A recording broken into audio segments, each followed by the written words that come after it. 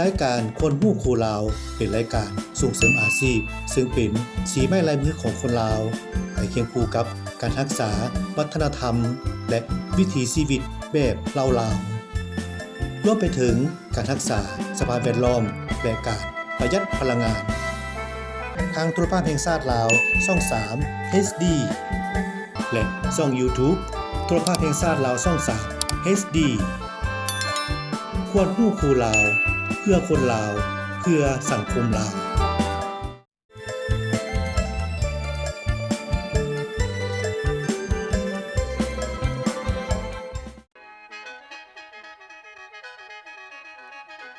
ในมื้อวันที่4กรกฎาคม2026ท่ามกลางความสงบร่มเย็นของวัดป่าพุทธนาราม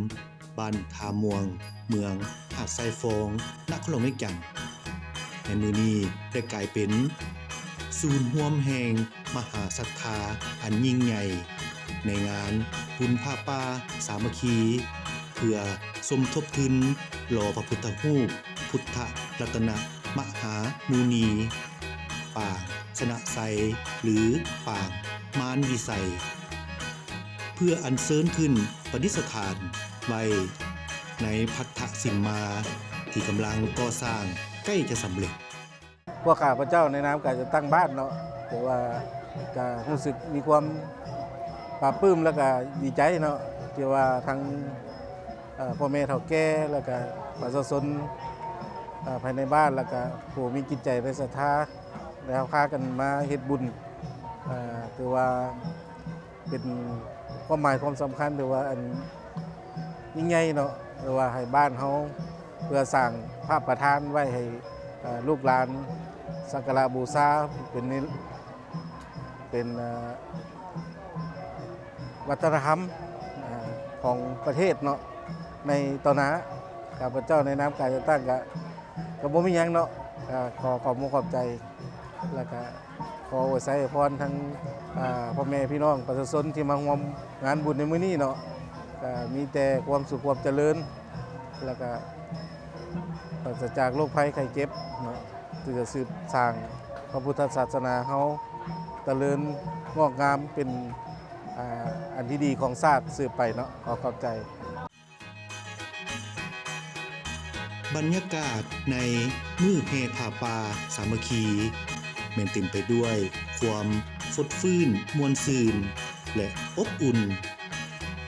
โดยการเป็นเจ้าภาพของพระอาจารย์ใหญ่วิไสสัพปัญโยพร้อมด้วยออกตนญาติโยมและศิษยานุศิษย์ที่เลื่อมใสศรัทธา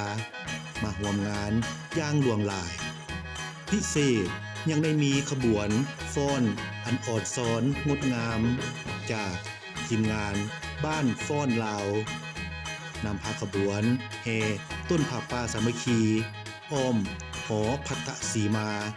เป็นจำนวน3 รอบเพื่อเป็นพุทธบูชา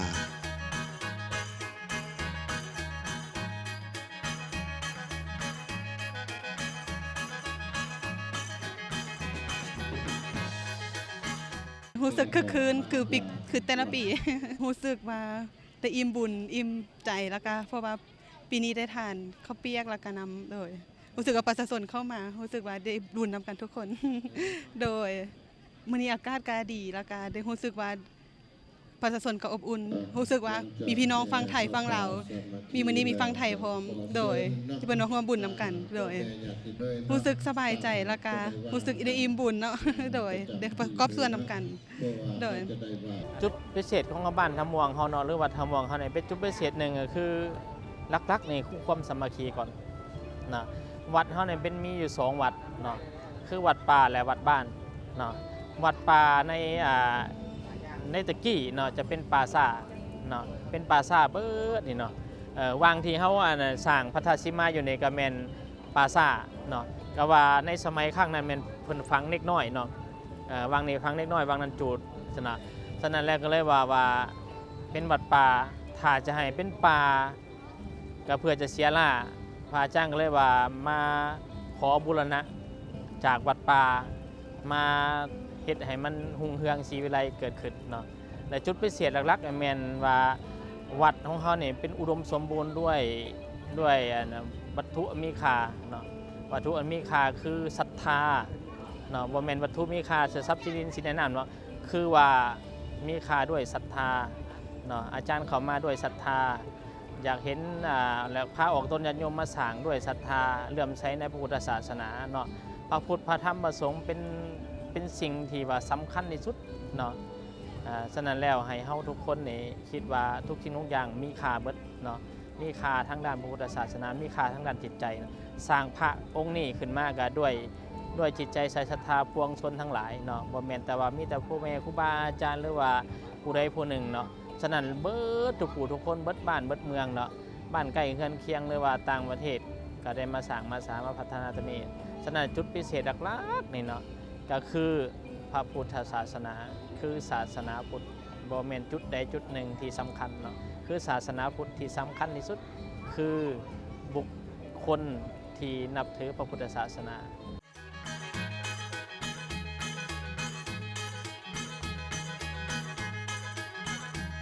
หลังจากสำเร็จขบวนแห่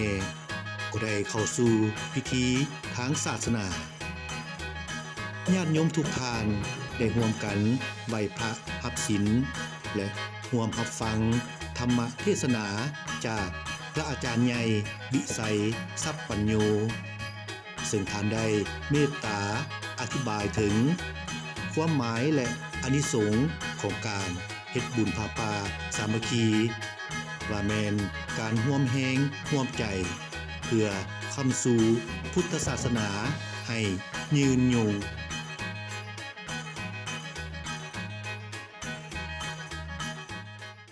ธรรมสาวรกโร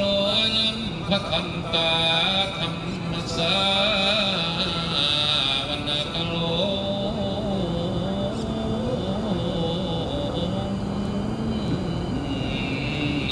อายัมปะรันตา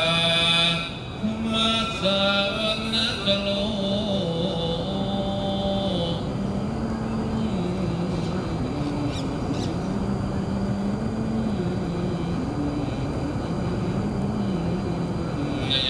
กันตาสรุสุนันตุโพนโตเยเทวา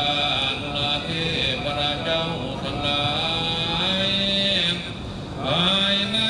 มีพระสงฆ์องค์พระเจ้าภายนอกมีออกตนญาติโยมพุทธบริษัททั้งหลายได้พร้อมจิตพร้อมใจน้อมถวายพระป่าทำน้อมถวายทองเทบูชาองค์พระพุทธรัตนโมนีบัดนี้ผู้ข้าทั้งหลายขอถือโอกาสอาราธนา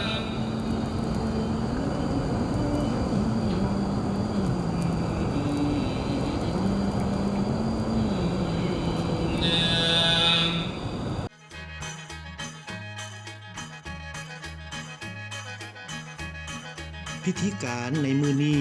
แม่นจบลงด้วยความอิ่มอกอิ่มบุญญาติโยมทุกท่าน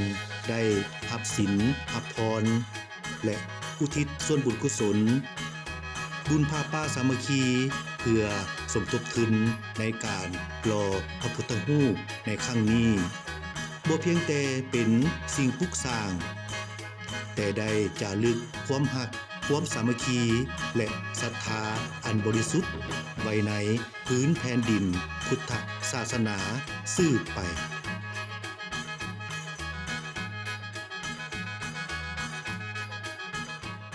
มื้อนี้เฮาได้น้อมถวายผ้าป่าสามัคคีญาติโยมอาจจะสงสัยอาจจะข้องใจว่าผ้าป่านี่เฮ็ดจังไดตอนใดย่ำใดจึงว่าเป็นผ้าป่าคันว่าผ้าป่านั้นเป็นผ้าบางสกุลเนาะ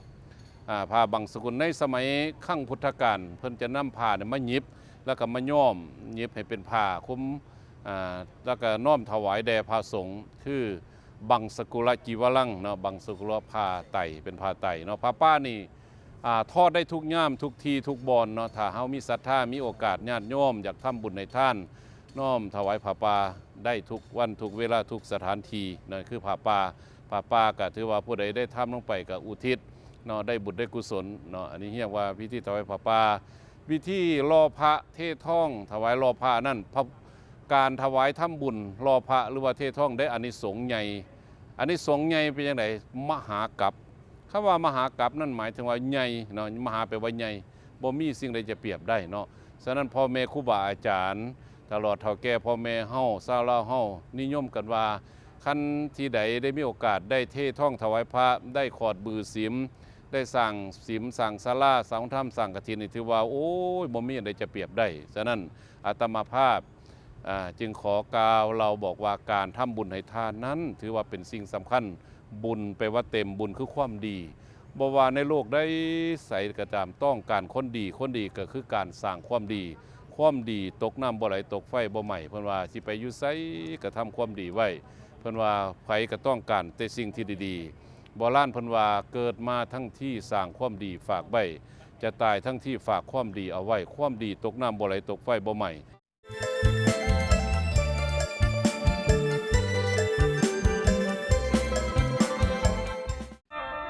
รายการคนหู้ครูลาวเป็นรายการส่งเสริมอาชีพซึ่งเป็นสีไม้ลายมือของคนลาวไปเคียงคู่กับการรักษาวัฒนธรรมและวิถีชีวิตแบบลาว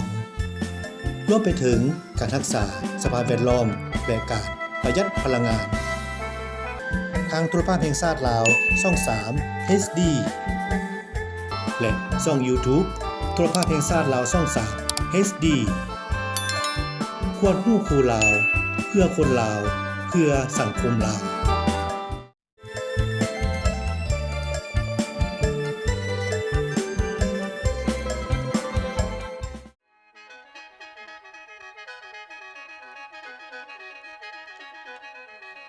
พอถึงหุงเศร้าของมื้อใหม่คือวันที่5มิถุนายน2026อยู่ที่วัดป่าพุทธนารามบ้านทาม่วงเมืองหาดไซฟองนครพนมกันฟ้าฝนหลั่งไหลลงมาแบบเบาๆเหมือนดังน้ำมนต์ทิพย์ที่ประทานพรลงสู่วัดป่าพุทธนารามแห่งนี้เวลา 8 โมงเช้าคณะสงฆ์และคณะนำเมืองหาดไซฟองพร้อมด้วยพวกตุนญาติโยมได้ร่วมใจกันทำบุญใส่บาตรมหาทานแมนมีจำนวน79 บาทเพื่อความเป็นสิริมงคล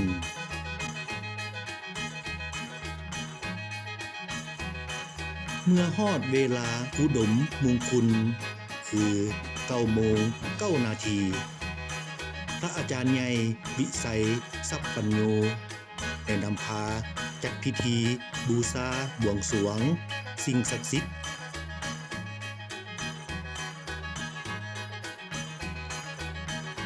จากนั้นในเวลา 9 โมง 29 นาทีพระอาจารย์ใหญ่ได้กล่าวไขพิธีรอพระอย่างเป็นทางการพร้อมทั้งกล่าวจุดประสงค์อันมีความหมายความสำคัญอย่างยิ่งสายตาทุกคู่จดจ่อในขณะที่เทียนไซบูชาถูกจูดขึ้นนำพาทุกดวงจิตเข้าสู่การไหว้พระหักศีลพิธีอันศักดิ์สิทธิ์ได้ดำเนินไปด้วยความเลื่อมใสเจ้าภาพเจ้าศรัทธาทั้ง15 ครอบครัวได้ร่วมกันจูดเทียนมงคลและถวายท้องเหลืองภายหลังการจูดเทียนลงธรรมและรับฟังการพระกถาธรรมเกี่ยวกับการฉลองการรอพระคณะสงฆ์และญาติโยมได้ร่วมกันก่อนวัตถุมีค่าเช่นคำเงินโดยจะก่อนลงสู่เบ้าหล่อด้วยจิตใจที่สะอาดบริสุทธิ์เพื่อกระแสจิตไว้ในองค์พระ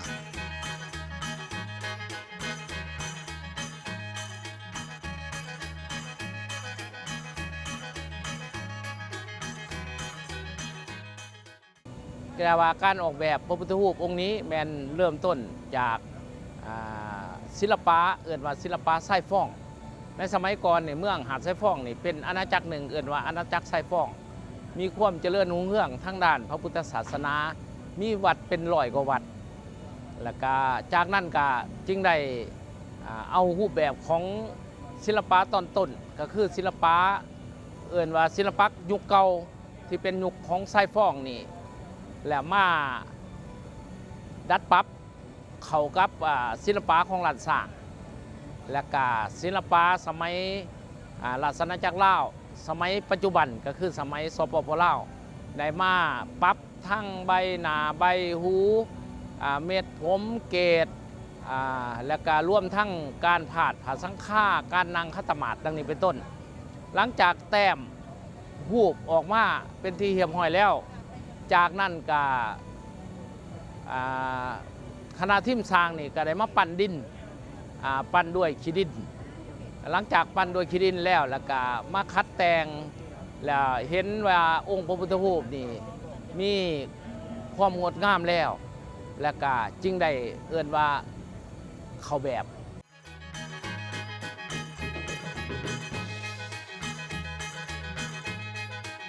และแล้วเลิกงามยามดีที่ทุกคนรอคอยก็มาถึง เวลา 11:11 นาทีนายสร้างผู้เสี่ยวสารจากโฮมหล่อพระพุทธศิลป์ลานสร้างได้เริ่มต้นพิธีเททองหล่อผ่าท้องสำริดน้ำหนักกว่า2 ต้นที่ถูกหลอมละลายในเบ้าหลอมทั้ง11 เบ้าได้ถูกบรรจุเทลงสู่เบ้าหลอมตามจำนวน11 เบ้าเพื่อหล่อหลอมเป็นพระพุทธรูปพระพุทธรัตนมหามุนีปางมารวิสัยที่มีขนาดหน้าตักกว้างถึง3 เมตรและสูง4 เมตร69 เซนติเมตรอย่างสง่างามภายหลังมหาพิธีเททองสำเร็จลงด้วยความสวัสดิภาพเจ้าภาพเจ้าศรัทธาทั้ง15 ครอบครัวพร้อมด้วยญาติโยมทุกท่านได้ร่วมกันถวายสังฆทานไปพระหับศีลหับพรและหยาดน้ำอุทิศส่วนบุญกุศลมหาพิธีรอพระพุทธรูปรัตนมหามุนีในมื้อนี้ได้จะลึกไว้ซึ่งแห่งศรัทธาอันยิ่งใหญ่ที่จะสถิตอยู่คู่กับวัดป่าพุทธนารามบ้านทาม่วงเมืองหาดไซฟองนครเวียงจันทน์และพื้นแผ่นดินลาวตลอดกาลนาน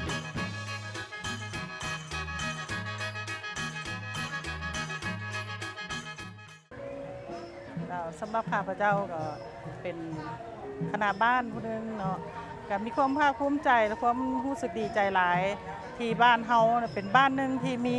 พระธาตุสิมมาหลังใหม่และก็หลังใหญ่เนาะก็เชื่อว่าหลายๆคนก็คือสิบ่ทันได้มีโอกาสได้สร้างพระธาตุสิมมาและก็เททองหล่อพระองค์ใหญ่เนาะซึ่งข้าพเจ้าก็รู้สึกดีใจและก็ภูมิใจที่จะได้มีวัฒนธรรมที่ดีไว้ให้รุ่นลูกรุ่นหลานจะได้กราบไหว้และสืบทอดวัฒนธรรมอันดีงามของบ้านของเมืองเจ้า ข้าพเจ้ากับฐานะห้องในบ้านและก็ตำแหน่งประธานแนวเนาะก่อนอื่นก็ขอแสดงความรู้สึกของตนเองเนาะก็รู้สึกดีใจและก็ปลาบปลื้มเนาะที่เห็นพ่อแม่เขามาร่วมบุญร่วมทานในงานเททองหล่อพระในมื้อนี้เนาะแล้วก็บ่มีหยังเนาะก็มีแต่ขอแสดงความขอบมกขอบใจนำพ่อแม่พี่น้องทั้งภายในและต่างประเทศแหละเนาะที่ว่ามีจิตใจใส่ศรัทธาแล้วก็มาร่วมบุญร่วมทานในมื้อนี้แล้วก็ขอให้มีได้ร่วมบุญร่วมทานในครั้งต่อๆไปอีกต่อไปเนาะเพราะว่าพระธาตุสิมมาหลังใหม่ของเฮานี่ก็ยังสร้างบ่ทันแล้วแล้วก็ยังมีอีกหลายเนาะก็ขอเชิญชวนพ่อแม่พี่น้องเนาะเข้ามาร่วมบุญร่วมทานนำกันในครั้งนี้เนาะเจ้าขอขอบใจเจริญพรพอออกไปออกทุกคนวันนี้อาตมารู้สึกว่า มีความปลื้มปิติยินดีเป็นอย่างยิ่งที่ได้มาร่วมพิธีหล่อพระพุทธรูปทองเหลืองขนาดใหญ่หนาตัก3 เมตรความสูง4 เมตร 69ถือว่าเป็นพระพุทธรูปที่ใหญ่พอสมควรดังนั้นในการรอครั้งนี้ถือว่ามีพระสงฆ์สามเณรและก็พุทธศาสนิกชนมาร่วมในการปั่นรอในการรอพุทธรูปเป็นจำนวนหลายดังนั้นก็ถือว่ามีความสุขหลายเนาะขอเจริญพรขอเชิญชวนออกตนญาติโยมสาธุชนพุทธบริษัททั้งหลายทั้งภายในและต่างประเทศและเพื่อมาสมทบผู้ใดอยากมาสมทบขึ้นในการก่อสร้างพัทธสิมมาที่ยังบ่ทันได้สำเร็จเทื่อนี้ในครั้งนี้เนาะก็ขอเชิญชวนออกตนญาติโยมบ่ว่าจะอยู่ใกล้หรืออยู่ไกลอยู่ต่างประเทศหรือในประเทศก็ดีเนาะถ้าผู้ใดมีจิตใจใสศรัทธาเลื่อมใสในบวรพระพุทธศาสนาก็ขอเชิญชวนออกตนญาติโยมทุกผู้ทุกคนมาเป็นเจ้าภาพเจ้าศรัทธาในการสร้างพัทธสิมมาที่วัดป่าพุทธนารามบ้านทางเมืองเมืองหาดทรายทองนครหลวงเวียงจันทร์ขอเจริญพรสาธุ สุดท้ายนี้ก็อัตมาภาพต่างหน้าคณะสงฆ์วัดป่าทาม่วงเมืองหาดทรายทองขอขอบใจนำมายังออกตนญาติโยมพุทธบริษัททั้งหลายที่ตั้งใจมาทำบุญผ้าป่าสามัคคีมื้อนี้แล้วก็นำศรัทธาและนำปัจจัยมาบูชาแผ่นทองแผ่นเงินถวายรอองค์พระปัจเจกพุทธรัตนมหามุนีขออนุโมทนาขออวยไส้ให้พรทุกคนทุกท่านพอออกไม่ออกยิ่งซ้ายน้อยใหญ่ที่มาแต่ใกล้และไกลขอให้มีแต่ความสุขความเจริญสุขเจริญพรสาธุ